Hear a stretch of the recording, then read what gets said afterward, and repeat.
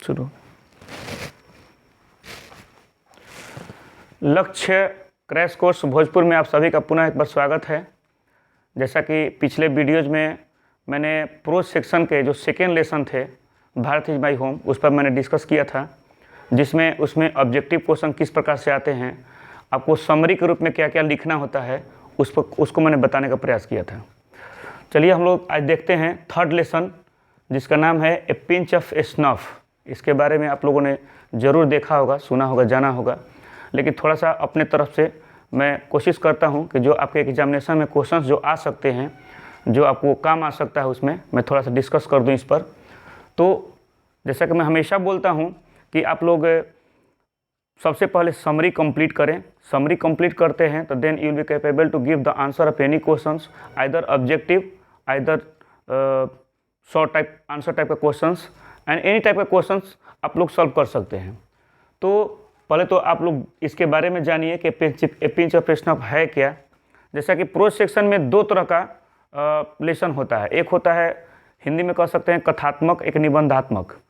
तो निबंधात्मक, जैसे पिछला जो लेसन था भारत इज माई होम, वो एक तरह से निबंधात्मक था, निबंध टाइप का था, लेकिन यह कथात्मक है, मतलब स्टोरी बेस्ड है। स्टोरी बेस्ड मीन्स इसलिए कि इसमें एक स्टोरी है जिसमें हास्य व्यंग से यह परिपूर्ण स्टोरी है। इसको आप लोग पढ़े होंगे, आज भी मैं थोड़ा बहुत डिस्कस कर दूंगा इस पर। लेकिन उसके पहले इस लेसन में जो ऑब्जेक्टिव क्वेश्चंस बनते हैं उसको मैं बताना चाहूँगा कि इसमें कौन कौन से ऑब्जेक्टिव बन सकते हैं। First of all, A pinch of snuff का मतलब क्या हुआ, मैंने हिंदी में यहाँ नोट कर दिया है, क्योंकि बहुत सारे स्टूडेंट्स ऐसे पूछते हैं कि पिंच ऑफ स्नफ होता क्या है। ए पिंच ऑफ स्नफ एक कह सकते हैं एक वर्ड है, एक लोकोक्ति है, एक तुक्का है जिसको आदमी बोल देता है कि ऐसे ही कुछ वर्ड जो लोग नशे करते हैं उस टाइप का ये वर्ड है। तो इसका एक चुटकी सूंघनी कहते हैं, जैसे खैनी लोग खाने वाले को कहते हैं एक चुटकी सूंघनी, ठीक है। तो एक चुटकी एक खिली खैनी कहते हैं। तो उसी तरह से शायद हमको ये बात नहीं बोलना चाहिए, लेकिन मुझे समझाने के लिए बोलना पड़ रहा है। तो उसी तरह का कोई ऐसा होगा कि चुटकी में लेकर के कुछ लगा कर लोग खाते होंगे, सूंघते होंगे, जिससे कुछ नशा वशा होता होगा शायद। तो उसी को लेकर के एक वर्ड ये दिया गया, एक चुटकी सूंघनी। तो खैर उस वर्ड पर ज़्यादा नहीं जाना है। इस लेसन के रिगार्डिंग कौन कौन सी महत्वपूर्ण बातें हैं उसको जानना आप लोग को ज़्यादा ज़रूरी है। इस लेसन के इस टॉपिक के जो लेखक हैं मनोहर मालगांवकर जी। तो it means this lesson has been written by Manohar Malgaonkar and who was born in 1913। 1913 में जन्मे थे और यह मराठी कहानी है, तो स्वाभाविक है कि वो महाराष्ट्र के हैं।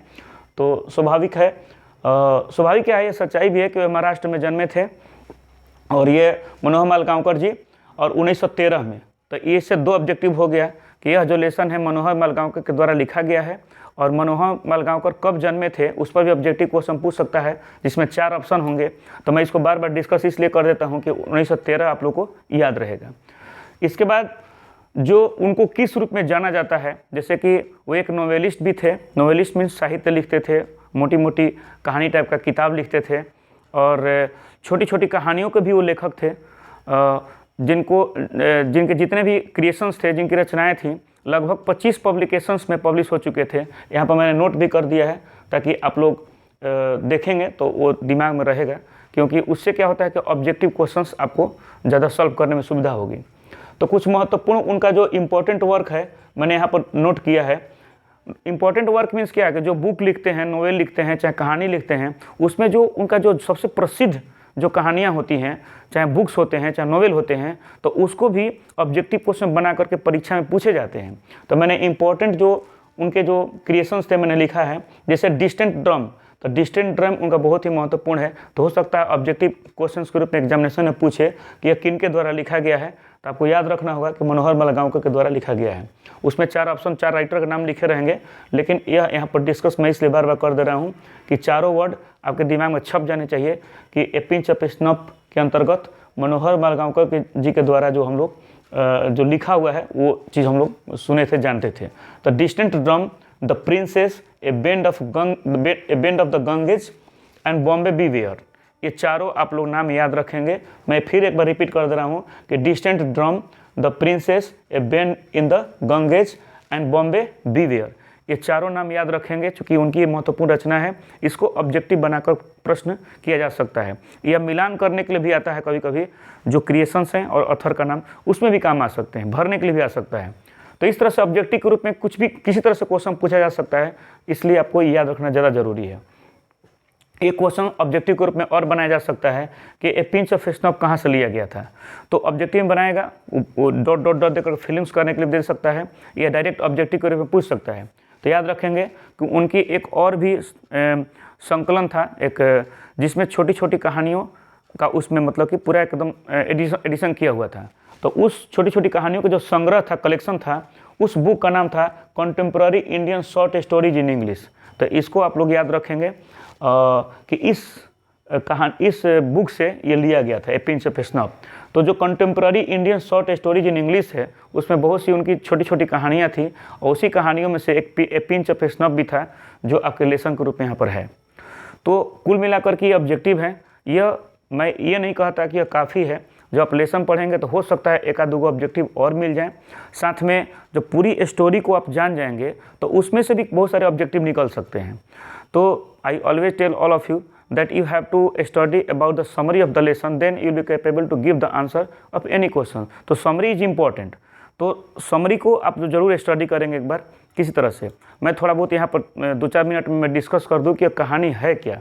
पहले तो आप शुरुआत करेंगे कि दिस लेसन यानी कि the prose a pinch of snuff has been written by Manohar Malgaonkar, and यह जो स्टोरी है वो किस प्रकार की है, और मनोहर मलगांवकर ने इस कहानी में किन किन चीज़ों का चर्चा किया, यह इंट्रोडक्शन के रूप में। आप फिर बीच में जो कहानी है शॉर्ट में लिख देंगे और लास्ट में कंक्लूड कर देंगे। तो इस तरह से करेंगे तो समरी परफेक्ट होता है। इस कहानी को मैं थोड़ा सा शॉर्ट में बता दूं कि जो मनोहर मलगांवकर जो लेखक हैं वो अपनी माँ के साथ महाराष्ट्र मतलब मुंबई में रहते हैं, राजधानी में। समझ लीजिए कि महाराष्ट्र की कहानी है, तो महाराष्ट्र मुंबई में रहते होंगे।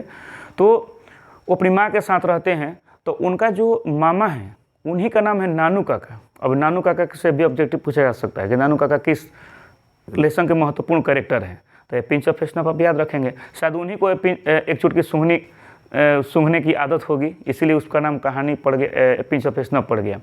तो मतलब कि वो ग्रामीण क्षेत्र के थे, लेकिन मान लीजिए कि इनकी जो बहन मतलब लेखक की माँ, मतलब लेखक जो हैं अपनी माँ के साथ मुंबई में रहते थे, और नानू काका को एक मिनिस्टर से, वेलफेयर मिनिस्टर से काम था।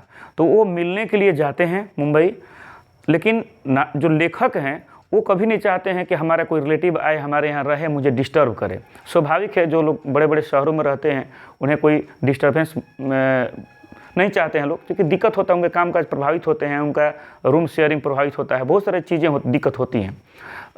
तो इस प्रकार से स्वाभाविक है लेखक भी नहीं चाहते थे। लेकिन माँ जो है अपने भाई के आने की खुशी में काफ़ी बेहद खुश होती हैं, एक्साइटेड होती हैं। अब तो नानू लेखक करे भी तो क्या करे, मनोहर मलगांवकर जी, उनको तो अनडिजाइनली मतलब कि अनिच्छापूर्वक ही सही वो स्टेशन जाते हैं, रिसीव करते हैं, और जो नानू काका हैं वो बातों बातों में बहुत सारा डिंग मारते हैं कि हमें इससे परिचय है, उससे परिचय है, मुझे ऐसा ये चीज़, मैं तो विदाउट टिकट ट्रेन से चलता हूँ। पूरा डिटेल पढ़ेंगे तो आपको बहुत सारी चीज़ें, जो संवाद है उसमें टॉकिंग है, काफ़ी हास्यास्पद लगेगा, और उसमें से बहुत सारे ऑब्जेक्टिव भी निकल सकते हैं। तो खैर वो इस प्रकार से रास्ता में बातचीत करते घर आते हैं। घर आने के बाद नानू काका बताते हैं लेखक से कि मुझे एक मंत्री से मिलना है, यदि किसी प्रकार की जान पहचान तुम्हारी है तो चलो मिलवा दो।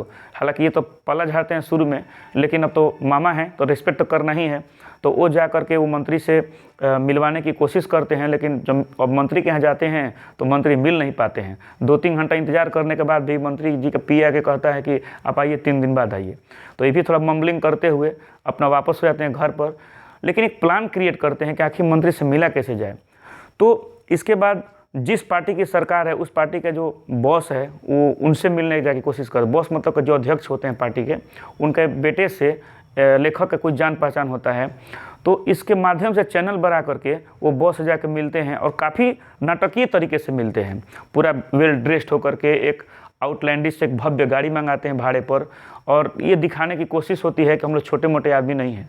चूँकि स्वाभाविक है, आप बड़े लोगों से मिलने जाएंगे तो साधारणों की शायद थोड़ा अवॉइड कर दिया जाता है, लेकिन वो काफ़ी सम्मान प्राप्त करने के लिए सम्मानित रूप में जाना पड़ता है और जा कर के मिलते हैं और उन्हें पता चलता है कि जो मंत्री है, मंत्री की बेटी की शादी निनौर के राजकुमार से तय हुई है। तो निनौर का जो एक ज्योतिषाचार्य हैं उसका भेष धारण करके जो नानू काका हैं फिर जाते हैं मंत्री के यहाँ, और मंत्री के यहाँ एक अपना पत्र, एक एड्रेस छोड़ के जाते हैं कि हम यहाँ पर ठहरे हुए हैं, और इस प्रकार से एक नाटकीय तरीके से मंत्री से वो काम निकालते हैं। जब पता चलता है कि निनौर का कोई ज्योतिषाचार्य हमसे मिलने आए थे तो उस एड्रेस पर जाते हैं जहाँ लेखक रहते हैं और उनके घर जा कर के उस नानू काका का काम करते हैं। काम तो हो जाता है, लेकिन लेखक को हमेशा इस बात का भय रहता है कि सच्चाई मंत्री को पता चलेगा तो मेरे साथ क्या होगा। तो इस तरह से एक, जैसे हम लोग ड्रामा देखते हैं नाटक, तो उस तरह से नाटकीय तरीके से ये कहानी है। मैंने तो शॉर्ट में 2-4 मिनट में कहने का प्रयास किया है, लेकिन मैं आप लोगों को सजेस्ट करना चाहूँगा कि इस स्टोरी को थोड़ा सा बुक से पढ़ने का प्रयास करेंगे तो और भी चीज़ें मतलब कि सामने आएंगी। 2-4 मिनट में जो कहा जा सकता है मैंने कोशिश किया है, और साथ में यदि आप पूरे स्टोरी पढ़े रहेंगे, लेखक का नाम जानेंगे, लेखक कब जन्मे हैं, उनके मेन क्रिएशन क्या हैं, यह जो स्टोरी कहाँ से लिया गया है, तो इस तरह से पढ़ने से आपको पूरा ऑब्जेक्टिव और समरी दोनों सामने आ जाता है।